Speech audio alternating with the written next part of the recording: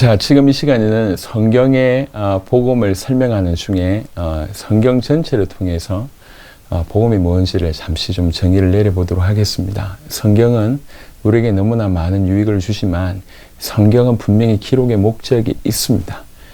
책이라고 하는 형태로 주신 이유는 그 책의 저자가 우리에게 주실 중요한 내용이 있다는 얘기입니다. 책 안에는 많은 내용들이 포함되어 있습니다만 주제라고 하는 것이 면면이 그 책 전체 속에 흘러가듯이 성경에 수많은 내용들이 있습니다. 이제 아브라함부터 시작해서 수많은 믿음의 사람들의 어떤 얘기들이 있고 모세를 통해서 주어진 율법의 수많은 내용들이 있고 이스라엘의 역사에 관한 얘기, 선지서에 관한 얘기, 교훈에 관한 얘기, 많은 얘기들이 있습니다. 하지만 그 저변에 깔려있는 주제가 있다는 거죠. 목적이 있다는 겁니다. 사실 우리는 이것을 붙잡아야 합니다.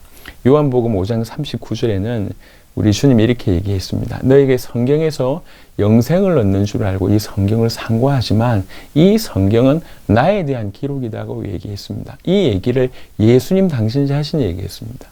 왜 성경을 주신 줄 아냐? 성경이 무슨 책인 것 같냐? 너희가 성경에서 영생을 얻으려고 성경을 보는 것 같은데 성경을 본다고 성경을 보지만 실제로 그 성경의 주된 내용을 놓치면 그 영생하고는 상관이 없다는 것이죠. 성경을 많이 공부한다고 영생을 얻을 수 있는 것이 아닙니다. 그래서 예수님께서 얘기하고 있습니다. 너희가 성경에서 영생을 얻는 줄 알고 상고하지만 사실 이 성경은 나에 대한 기록이라고 명확하게 얘기하고 있습니다. 이것이 조금 더 발전되어져서 요한복음 20장 31절에는 드디어 이 성경이 왜 기록되었는지를 명확하게 거의 선전포고 형태로 설명하십니다. 요한복음 20장 31절에는 오직 이것을 기록함은 너희로 예수께서 하나님의 아들 그리스도이심을 믿게 하려 함이요 또 너희로 믿고 그 이름을 힘입어 생명을 얻게 하려 함이니라.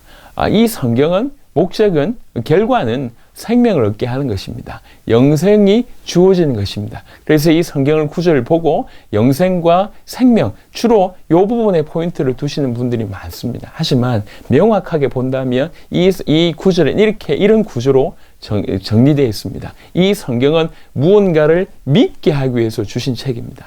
어떤 것을 믿게 되면 그 결과로 영생이 생명이 따라온다고 하는 것입니다. 이건 어떤 의미에서 결과입니다. 성경을 왜 주셨냐? 무언가를 믿게 하기 위해서 주신 책이에요.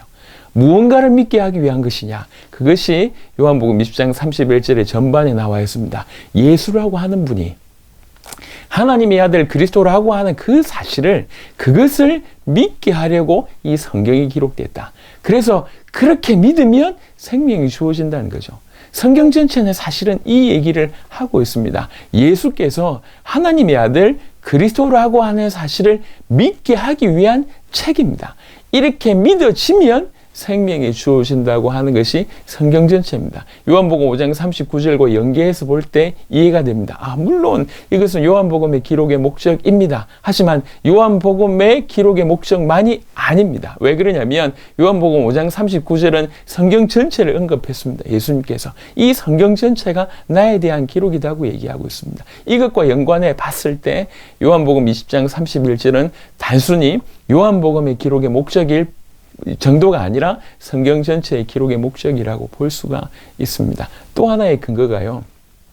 성경을 이제 Old Testament, 그 다음에 New Testament 이렇게 이제 씁니다. 그러니까 Testament, 이것이 지금 고유명사로 되어 있는데 이것에 한번 주목해 볼 필요가 있습니다. 이게 무엇일까요?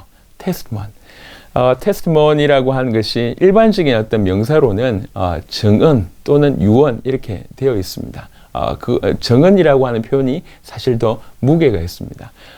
원래 이거는 헬라어의 디아데케라고 하는 그것을 번역했는데 이 디아데케가 영어로는 특별히 두 가지 단어로 번역됩니다. 하나가 커버넌트고 또 하나가 테스트먼입니다.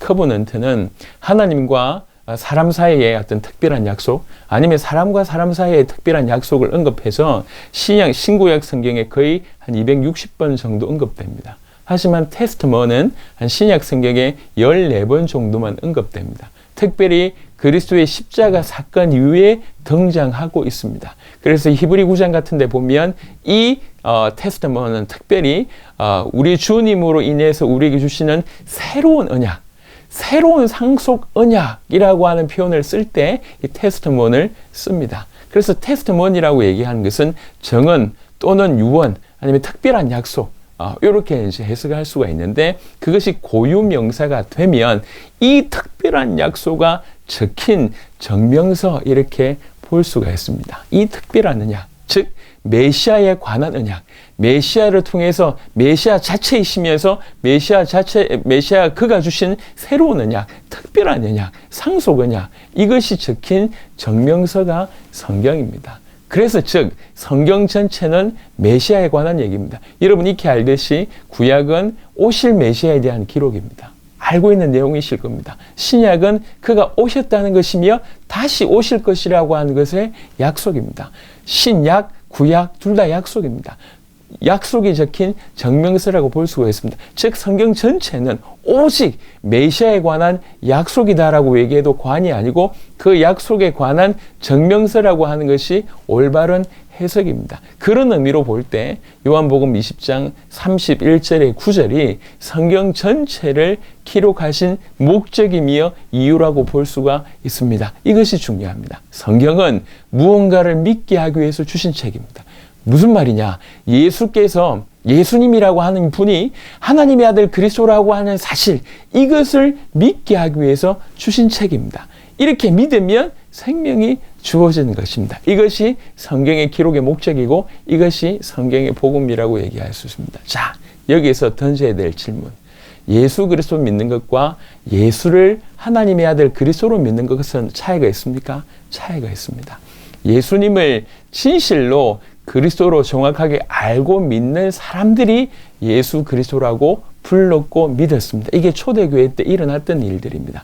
이미 이스라엘 백성들은 메시아에 대한 기본적인 개념들이 있었습니다. 그러다가 예수님이 오셔서 정말 그리스도 일을 하셨구나. 그래서 저분이 그리스도구나. 이러면서 그것이 발전되면서 예수 그리스도라고 하는 고유 명사가 된 것입니다. 근데 우리는 이 과정이 생략됐습니다. 심지어는 예수님이 그리스도라고 하는 의미를 모르고 있고 하나님의 아들이라고 하는 의미도 놓치고 있습니다. 성경은 예수를 하나님의 아들 그리스도라고 얘기하고 있습니다. 이것이 성경의 복음의 정의입니다. 그래서 이 내용을 남은 시간에 이후에 계속 여러분에게 좀 전달할까 합니다. 하나님의 은혜가 있으시길 그리스도 예수 이름으로 축원합니다.